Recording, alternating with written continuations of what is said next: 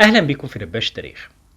يوم 30 ديسمبر سنة 1871 نشرت صحيفة البشير اللبنانية خبر منقول عن صحيفة مالطا، بيتكلم إن في الوقت اللي العالم بيتكلم فيه عن مشروع سكك حديد من لندن لكلكتة في الهند، توصل الرحلة بينهم 5 أيام بس.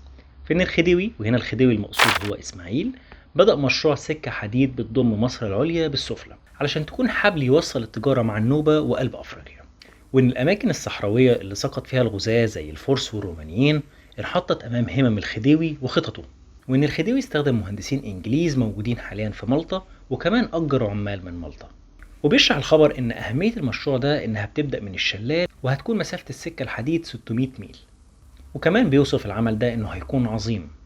وبيختم الخبر بكلمتين كان واقعهم غريب عليا، بيقول: إذا ما وفقت العناية برفع الموانع حتى والبشرية أيضا. فهل هنا بيقصد الخبر إن عشان المشروع يكمل لازم ناس تتهجر من المكان بجانب الموانع الطبيعية، ولا دي ليها معنى تاني؟